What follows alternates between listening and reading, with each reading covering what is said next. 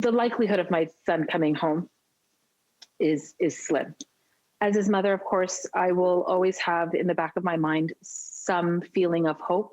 It's been just over 3 years since Ryan Shtuka went missing, a 20-year-old at the time from Beaumont who was working at Sun Peak Ski Resort in British Columbia. In February 2018, witnesses say Ryan was on a 5-minute walk home from a house party when he disappeared and has not been seen since. You know, I still honestly believe that Scott and I haven't processed this. We certainly haven't grieved. It really is a parent's worst nightmare, anyone's worst nightmare that has anybody that has gone missing. For 3 years, the Shtuka family has been surrounded by theories, what-ifs, and dead ends.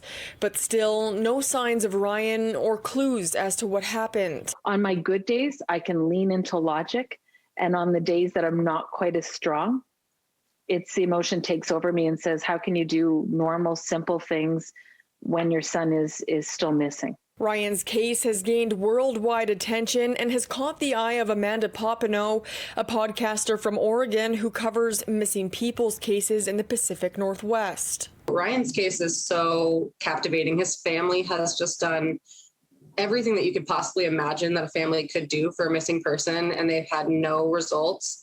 And I was kind of looking for a case to cover that was kind of had some strange circumstances, and his certainly fit the bill. The podcast is called Nowhere to Be Found, and Papineau is hoping to feature Ryan on her new season this year.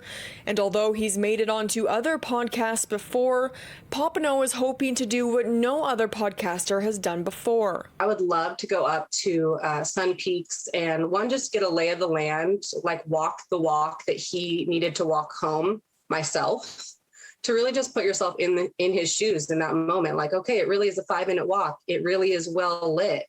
And just, you know, they say a picture's worth 1,000 words. And I think being there is worth even more than that. I think what's exciting for me is the fact that her coming to Kamloops and to be able to immerse yourself and see it, then maybe that provides a different perspective than maybe what has been discussed this far. Papineau says her goal is to travel to Kamloops in May when the snow is melted and when COVID-19 restrictions might be eased. This 3-year mark is the perfect time to kind of dive back into the small details that are getting washed away as time goes by. Heather Shtuka and the rest of her family continue to make trips to Kamloops and play big roles in the Free Bird Project, a nonprofit designed to help other families with missing loved ones navigate their journey. I believe he would say he's proud of us. I think that the lengths that we have gone to, the advocating that Scott and I have done, there's no way that my son